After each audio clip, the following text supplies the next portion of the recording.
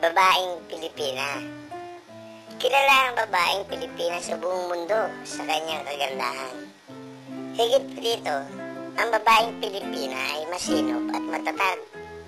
Siya ang namamahala ng tahanan, ng kabuhayan, at kung hinihingi ng pagkakataon ng pamahalaan, tuwiran man o di tuwiran.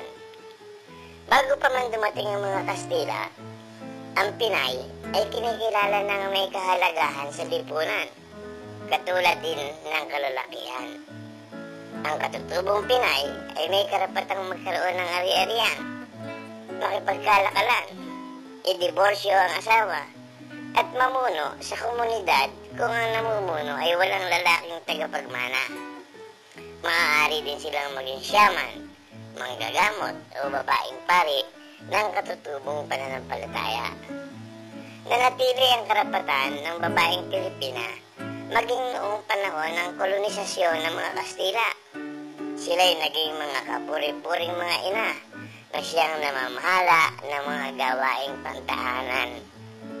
Nang dumating ang mga Amerikano at nagtatag ng mga pampublikong paaralan, lumawak ang oportunidad ng mga kababaihang Pilipino at marami ang naging mga profesional.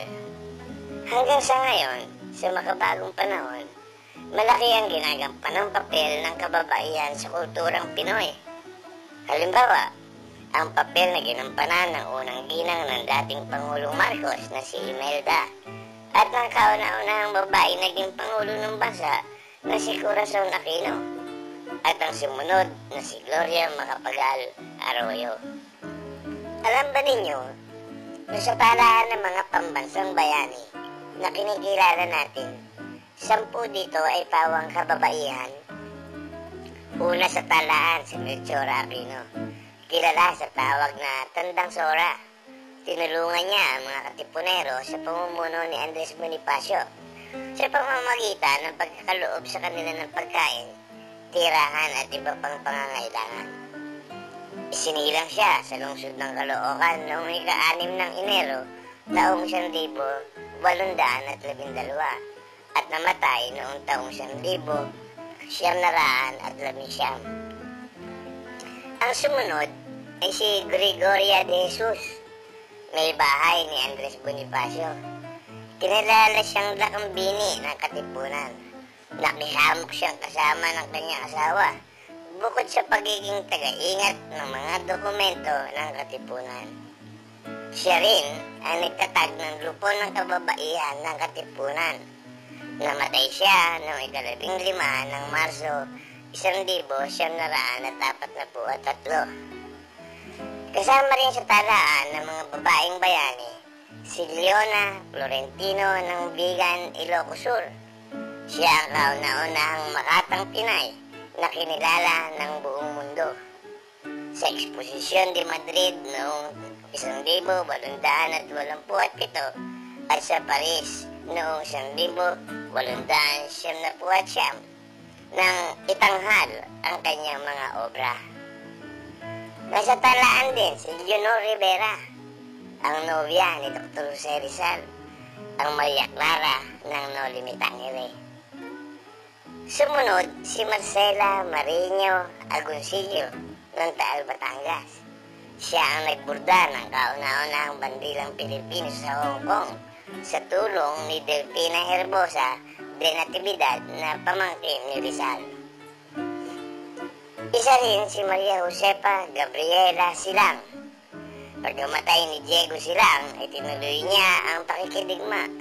Inialay niya kanyang buhay sa kalayaan noong Setyembre 30, 1763. Isa ring pambansang bayaning babae si Teresa Magbanwa, ang kauna-unahang babaeng nakidigma laban sa mga Kastila at kinilalang Joan of Arc ng Kabisayaan. Si Trinidad Texon naman ay ang kinikilalang ina ng Biak na Bato. Buong katapangan siyang nakibahagi sa 12 madugong labanan. Nang maglaon, kinilala din siyang ina ng Philippine Red Cross. Isang katipunera si Agueda Esteban. Nagpabalik-balik siya sa Cavite at Maynila upang mamili ng mga sangkap ng pulbura na ginamit sa revolusyon. Targeted rin siya ng mga mensahe tungkol sa mga planong opensiba ng mga revolusyonaryo. Huli sa talaan, si Marina Dizon, anak ng isang opisyal ng Katipunan na nakasama sa 13 martir na binitay ng pamahalaang Kastila noong taong 1896. Isa siya sa mga kauna-unahang babaeng umanib sa Katipunan at naging taga-ingat ng mga mahalagang dokumento. Nakita na ninyo, hindi pa huhuli ang babaeng Pilipina sa katapangan at maging sa pagmamahal sa inang bayan. O sige mga friends, hanggang sa muli.